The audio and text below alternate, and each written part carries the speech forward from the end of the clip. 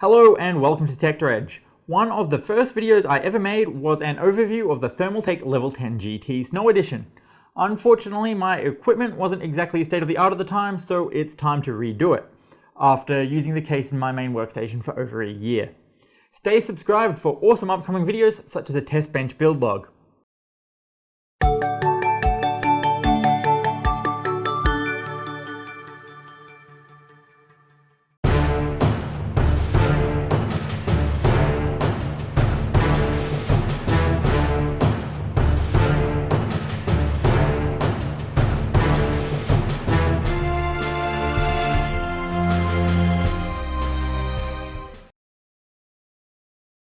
The Level 10 is still the most unique case that you'll ever see.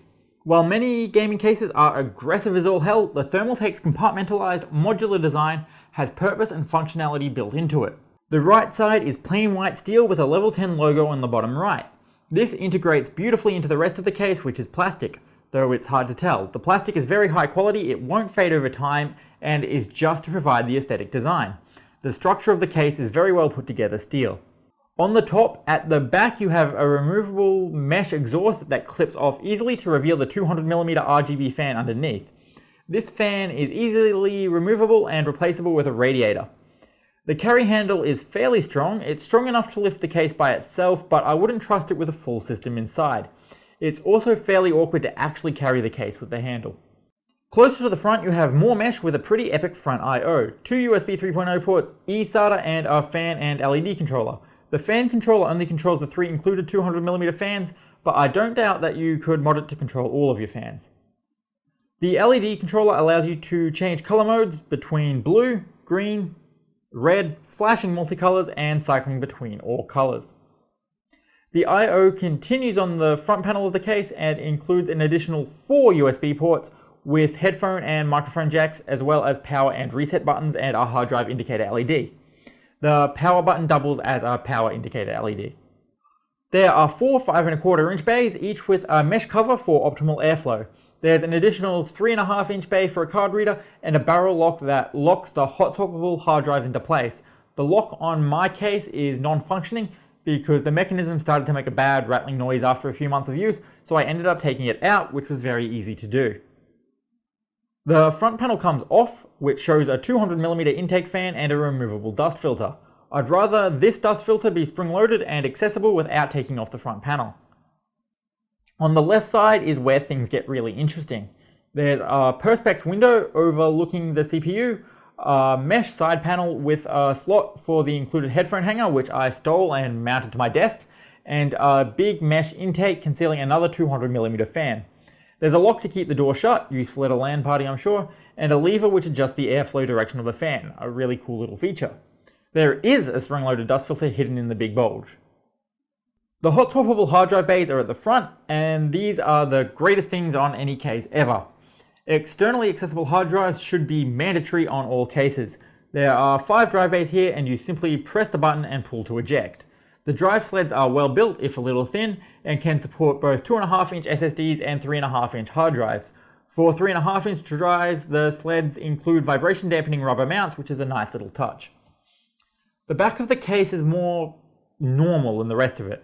There are 3 grommets to run water cooling tubes or pass-through cables, and normal I/O and PSU cutouts. Something that is kinda cool are these metal cable management loops that can be removed by a thumb screw from the inside. Just a little cool thing that eases usability. There's a 140mm fan mount here too. The 140mm fan that comes with the case is a bit noisy, but switching it out for a Noctua works wonders. On the bottom of the case are 4 feet that can be rotated for stability and another removable dust filter. Inside the case, things get real. To this day, this is the easiest case I've ever built in, mainly because it does so much of the work for you. The door opens on a hinge when you press an eject button on the exterior.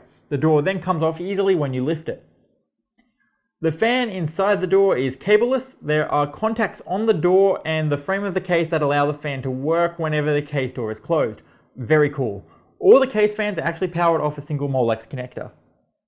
Motherboard standoffs are pre-installed for ATX motherboards, though additional standoff locations are clearly marked for MATX and EATX motherboards. There are plenty of cable management grommets some of which will be hidden if you do use an extended ATX motherboard, so I recommend sticking to an ATX or smaller. There's a huge CPU cutout and clearance of up to 165mm for CPU coolers. Along the bottom is a 120mm fan mount and a lot of space for a power supply. The power supply mount is cleverly lifted a few millimeters off the floor of the case, meaning that even if the feet of the case sink into your carpet, the power supply cannot be starved for air. Cable management room in the back of the case is ample and well thought out, though with custom sleeve cables, closing the side panel on my computer is a two-person job. The panel is held on by thumb screws. The hot swap mechanism from behind is a thing of beauty. There is a SATA harness included, which means you only have to run one power cable to power all 5 drives. You will have to run each data cable individually though, and you can take the hot swap mechanism out if you want. There is actually room above the top drive bay for an additional drive, and if you have a spare plastic drive sled such as this one from Cooler Master, that will allow you to have a total of up to 7 drives if you're smart about it. The 3.5-inch bay device can actually be a bit tricky to install because the distance between the access point and the actual screw thread is quite large, so if you don't have a magnetic screwdriver, you're going to have a bad time. This isn't true with the 5.25-inch bay devices, which install with a very painless and toolless locking mechanism. The most annoying thing about this case though is that if you do need to screw in a bay device, like I did with the case box that I reviewed a few months ago, you need to access the screw threads on the other side, and that involves taking off the front panel and undoing 6 screws. It's not really much of an issue, but the rest of this case is designed to be so easy to build in and toolless that it is a disappointment. When the case is powered on, it is very quiet, a great side effect of having 3 bigger fans spinning at lower RPMs. Noise gets a bit more noisy with the fans on high.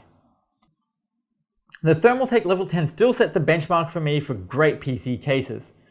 Everything about it is super functional and easy to use, from the pop-out dust filters, the removable fan covers, adjustable airflow, inbuilt fan controller, toolless external cable management, fantastic front I/O, and of course the hot swap bays, which are just amazing. I don't know if I will ever be able to go back to internal drives again. They make managing a storage array so much easier. I just wish they'd managed to cram 6 or 8 of them in.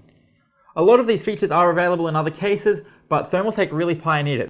Thank you for watching Tech Dredge. I'll see you next week as I start to ramp up production a bit more. Have a good one.